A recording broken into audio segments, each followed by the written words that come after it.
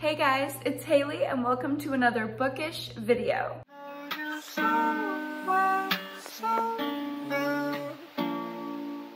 So today, this is gonna be a very casual video.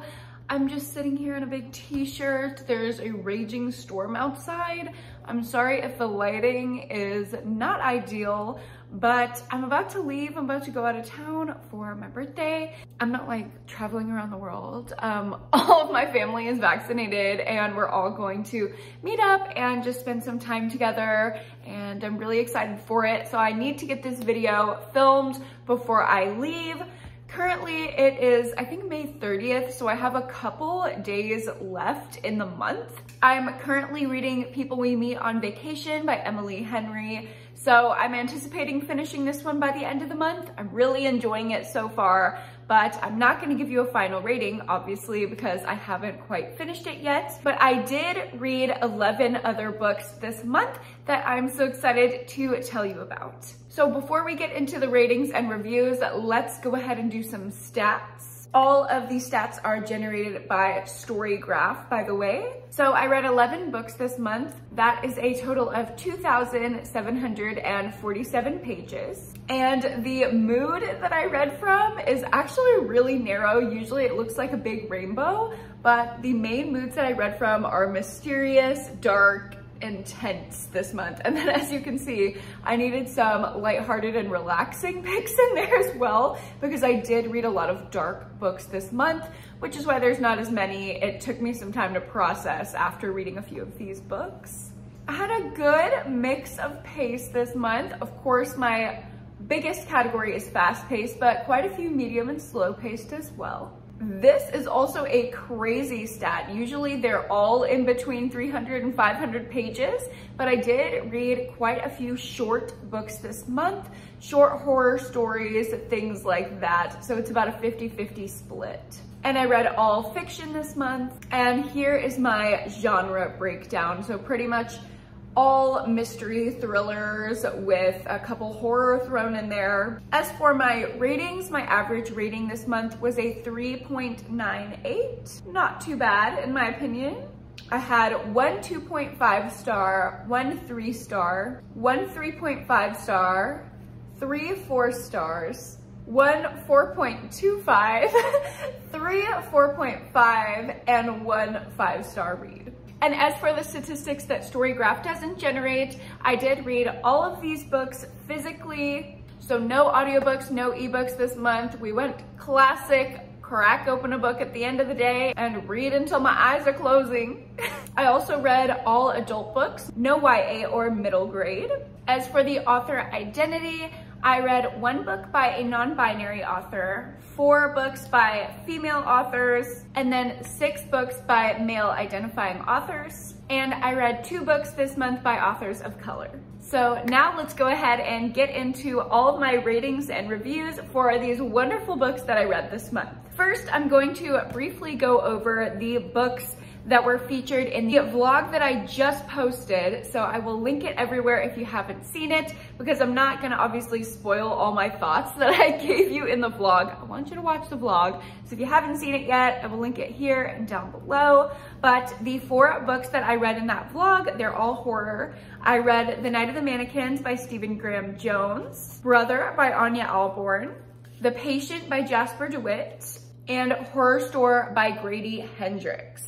So these are all pretty dark and very fun horror books. I rated them all very highly, so definitely go check out that video for my full thoughts. Now let's go ahead and go over the rest of the books by rating. So I'll start with the lowest rated and work my way up to my highest rated book this month. My 2.5 star pick for this month was 5 Little Pigs by Agatha Christie. Unfortunately, I usually love Agatha Christie mysteries, but this one, I don't know, it just didn't hit like the rest of them have been hitting for me personally. This was our group book pick for Pepathon this month, so I'm sorry we put you guys through that.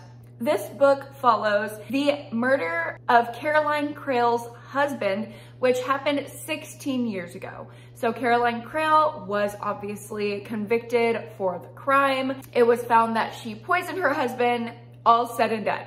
But now, 16 years later, her young daughter, who actually testified at the trial, is coming out of the woodwork and going to our wonderful detective Hercule Poirot and asking him, will you please do some investigating and exonerate my mom, because I know that she didn't do it.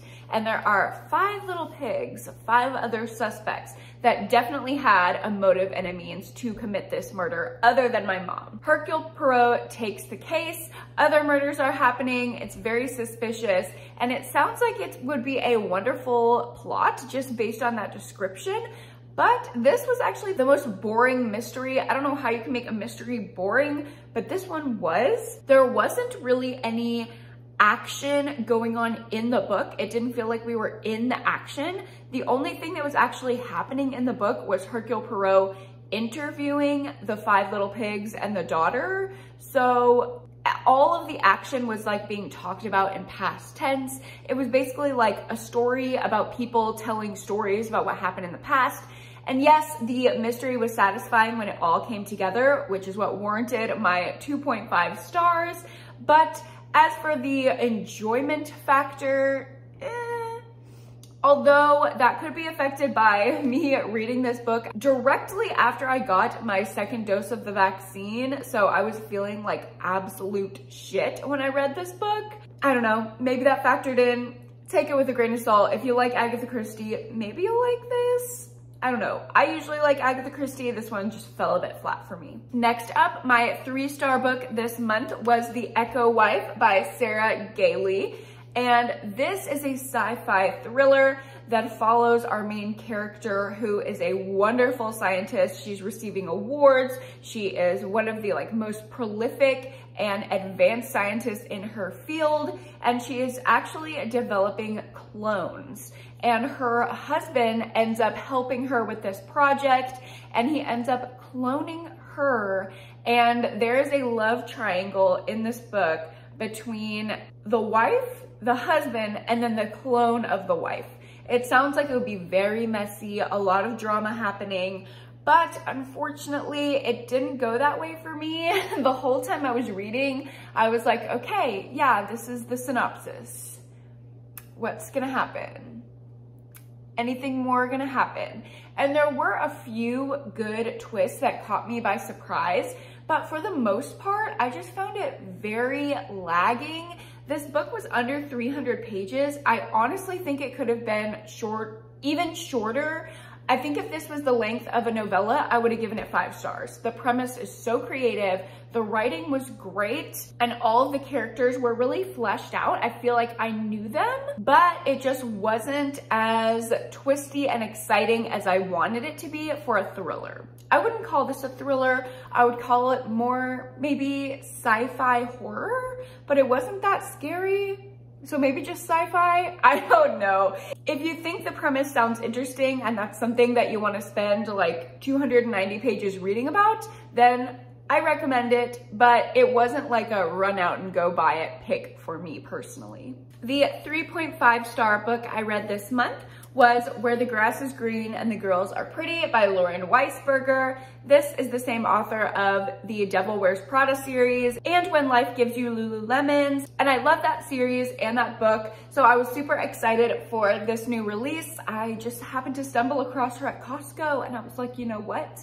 You're coming home with me. So obviously, as you heard from the previous books, I read a lot of heavy, graphic, disturbing, murder-related books this month, and I needed something light and fun and funny. This book definitely did the trick for me. It was relaxing, it was lighthearted, it was fun, and it was hilarious. Like, the way that these catty suburban women talk is just so funny to me. I love hearing about rich people drama, so this was chock full of that. It follows our main character, Peyton, who is a news anchor on a national news channel. She is very famous. She is highly revered, and she ends up reporting one morning some breaking news that actually revolves around her husband. So they get a breaking news banner going across the screen, and she's reporting on a college admissions scandal where all of these high-powered rich people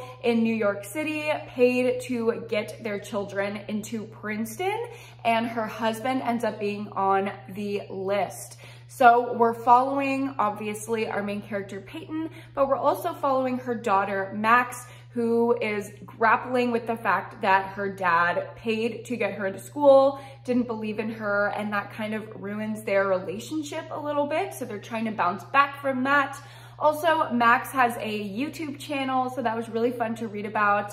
And she's just like a fun, spunky girl. I feel like I would be friends with her if she was not a fictional character. And we also follow Sky, who is Peyton's sister, Max's aunt, and it really dives into the female relationships.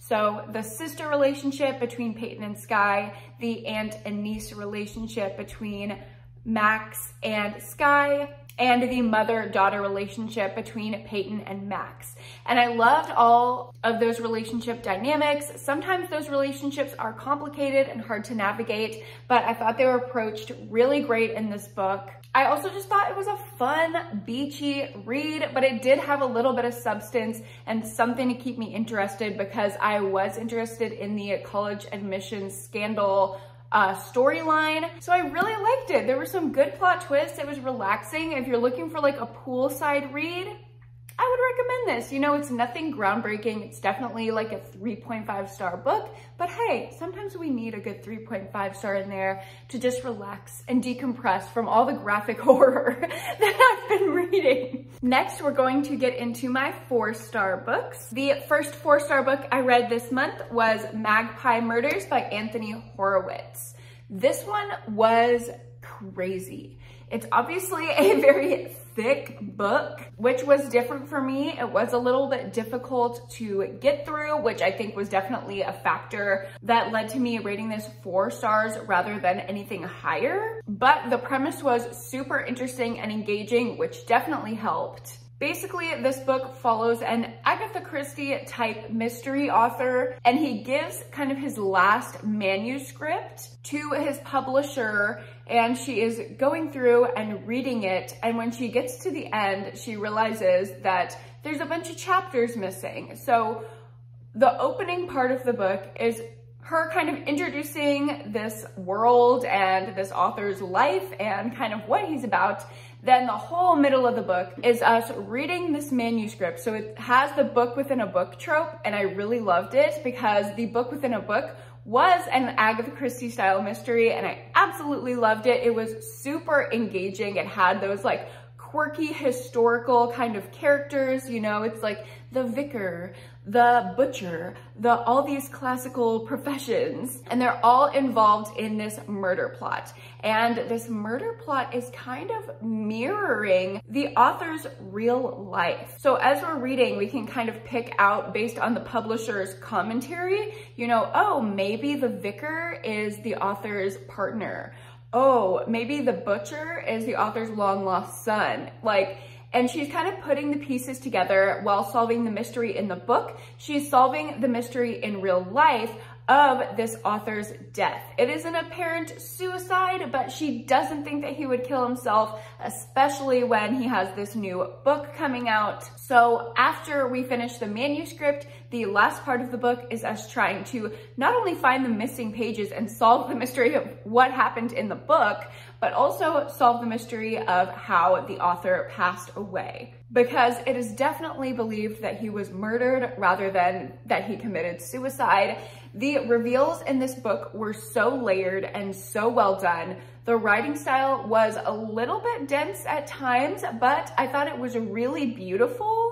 The descriptions weren't too flowery, but it definitely conjured a lot of imagery in my mind. So I thought this was a really solid mystery. And if you like Agatha Christie style books, I think you will love this because it's basically a mystery within a mystery. It was so cool. I'd highly recommend it. Another 4-star I read this month was Blindsided by Karen Slaughter, my queen. This is the first Karen Slaughter book that I have read that I didn't rate 5 stars, which is kind of interesting, but I do not think this is a bad book by any means. I think my sights are just set a little high for Miss Karen now, but this book definitely still had that signature Karen Slaughter style where it is very graphic. She doesn't shy away from any disturbing or disgusting imagery. So if you like that about Karen Slaughter's other thrillers, I think you would definitely like this one. This was the first book in the Grant County series, and I think it's one of her earlier books, which I can definitely see the progression of her writing over the years.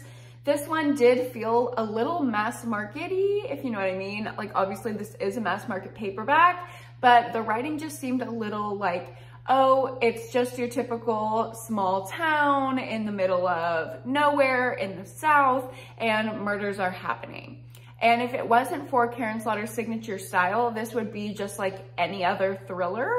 But what made it stand out and get that 4-star rating a little bit better than like an average 2 or 3 was her signature style and the way that she describes things and develops characters.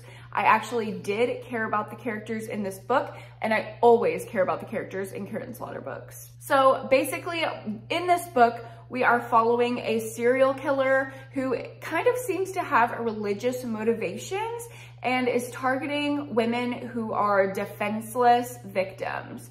So for instance, a blind girl, a young college girl in an abusive relationship, really vulnerable women, and he is just brutally murdering them, and he always stabs this cross, like carves a cross into them when they're murdered. So when they're found, it is really jarring. The descriptions are really disturbing, and I would definitely not recommend this book if you can't handle descriptions like that, or if you don't like gore, or you're a little bit faint at heart when it comes to thrillers, because this one was definitely intense. But I wouldn't say it's as intense as something like Pretty Girls or The Good Daughter, her more modern published books. Also in this book, we are following 2 kind of detective-esque perspectives. They are 2 police officers, and then our main perspective that we're following is like the main girl in the book, who happens to be the town doctor, and because it's such a small town, she's also the coroner.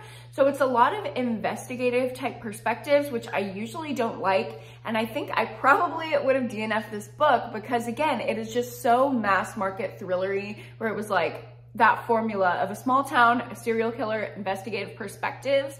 The only thing that really made it special and made it enjoyable and made it stand out was that it was written by Karen Slaughter. I could definitely tell that it was her style of writing, which totally saved it for me. And of course, the ending was super exciting, riveting. The twists were crazy, and I loved every second of it. Although probably about 100 pages from the end, I did guess the killer, which I almost never do in Karen Slaughter books, so that was a little bit of a shock, but still a very solid 4-star thriller. I think if I read this from any other author, I'd be blown away and want to read their entire backlist.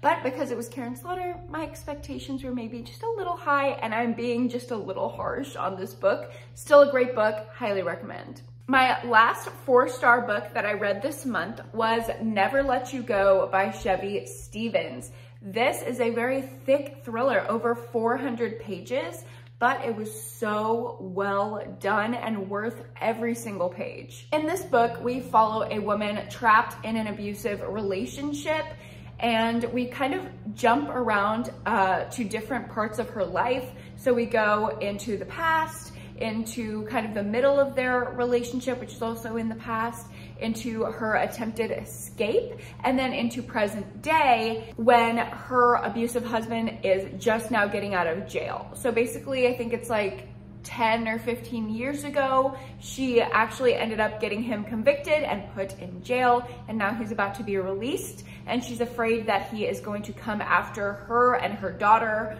Her daughter's about to turn 18, so she's afraid that she will try to make contact with him and invite him back into their lives, because obviously when she turns 18, her mom can't, you know, say, hey, you don't really understand the extent of this because you were really little, but your dad tried to kill us, so maybe don't talk to him.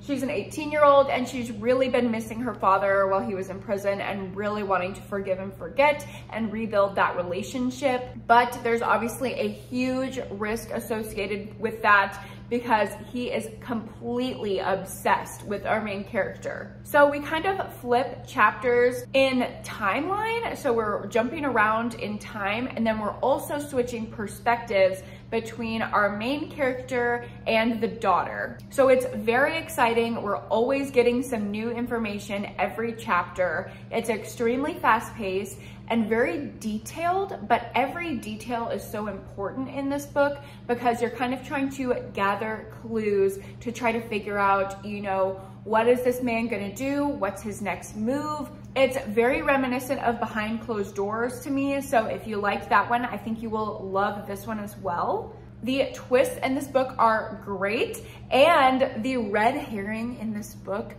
totally tricked me. There are two huge red herrings that I just didn't catch on to the entire time. I really thought I had the book figured out, and then both red herrings got me, which doesn't usually happen to me in thrillers. So I thought it was really well written and well done. The only thing that held me back from giving this 5 stars was it did take me a little while to get through because it was so long, and I understand the length, but still, that's just really hard for me, and it kind of throws me into a slumpy state of mind when I read a super long book. Also, I thought the end was a little, the last like 20, 30 pages weren't my favorite, although I did like the final reveal. The execution was a little questionable. It just seemed like it was wrapping up way too quick and things turned left really quickly without being fully fleshed out, because the whole rest of the book before was like very detailed and methodical, and the ending just felt like boom, boom, boom. And I was really caught off guard because of the quick change of pace. But overall, a really great thriller. And again, if you like Behind Closed Doors, this is the one for you. The last book that I read during the month of May was a 4.25 star book, and that was the Southern Book Club's Guide to Slaying Vampires by Grady Hendrix. I absolutely adore this book, and this book has started my love affair with Grady Hendrix. I absolutely love his writing in his horror books. I am like addicted. I want to read every single book he's ever written now because this writing style just gripped me from the first page. We are following a little catty group of suburban moms like I love to read about, and we're getting all of their drama, all of their first world privileged problems, which I think is just hilarious to read about. And Grady Hendrix definitely plays on that as well. And it takes place in the 80s and 90s, so it's like very atmospheric to the time. And it takes place in the South, which, you know, I'm a Southern belle and I like those Southern vibes. Just kidding, I'm a native Texan, but I am not, you know, a Southern belle in any sense of the word, but I think it's hilarious to read about them. So I really enjoyed these perspectives that we got to follow.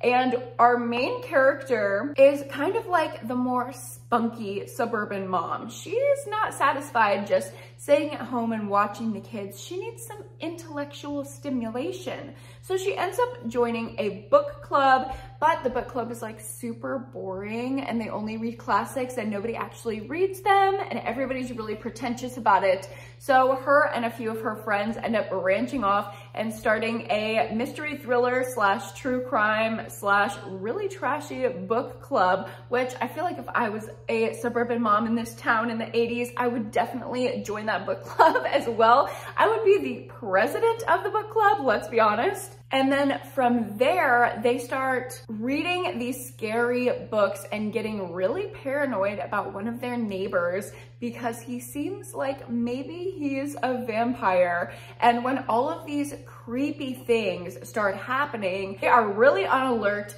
They are like going to extremes, investigating his past, breaking into his house, trying to figure out if this man is in fact a vampire. There's also another kind of subplot where children, specifically people of color in the kind of shabbier area of their little suburban town, are going missing, and nobody cares about these disappearances. It seems like the police are kind of just writing them off as runaways or victims of drug-related crimes. And our main character is not having it. She is our advocate queen. And although she has good intentions to try to solve the disappearances of these kids, she ends up attributing these disappearances to this suspected vampire. So we're also trying to figure out if our alleged vampiric neighbor is responsible for the disappearances of these children that are living down the road. There is a ton happening in this book. It is super exciting. It is disturbing, okay? When I say disturbing, I mean like some of these scenes I have not been able to get out of my mind. And I read this at the very beginning of the month and I'm still thinking about them 30 days later. Like, some of these scenes live rent-free in my mind, and every time I try to go to bed, I close my eyes and I just see the scene with the rats on my eyelids. Oh my God. It's definitely very creepy and has a very specific style that is signature to Grady Hendrix. So if you liked his other books, I think you will definitely like this one. It is gross, it is graphic, it is crazy and off the wall, but I totally loved it. So 4.25 out of 5 stars for me. The 0.75 was knocked off because sometimes I thought this book was taking place a little bit earlier in time than it actually was. Sometimes it seemed like 60s, 70s housewife instead of 80s, 90s housewife. So I don't know, some of the misogyny and character dynamics seemed a little bit exaggerated, but I think that is part of Grady Hendrix' style. It's very over the top and exaggerated characters. So I attributed it to that, but it was a little bit annoying and I kept forgetting, you know, what time period we were in. So that was a bit distracting, but other than that, totally wonderful. Also, this book is beautiful. Hello? Look at this cover with the shiny blood. I can't get over it. And I highly recommend this book. I can't wait to read all of Grady Hendrix' backlist and do a ranking video for you guys because he is quickly becoming one of my new favorite authors. All right, guys, that brings us to the end of the wrap up. The sun has finally come out here at the very end of my video. It's fine. But I hope you guys enjoyed listening to the ratings and reviews of all of the books that I read this month. And if you enjoyed it, don't forget to give it a like and subscribe to my channel if you haven't already. Over half of the people that watch my videos are actually not subscribed. So if that's you, go ahead and click the subscribe button because I would love to have you join our little bookish community here. Thank you so much for watching and I'll see you in my next video. Bye.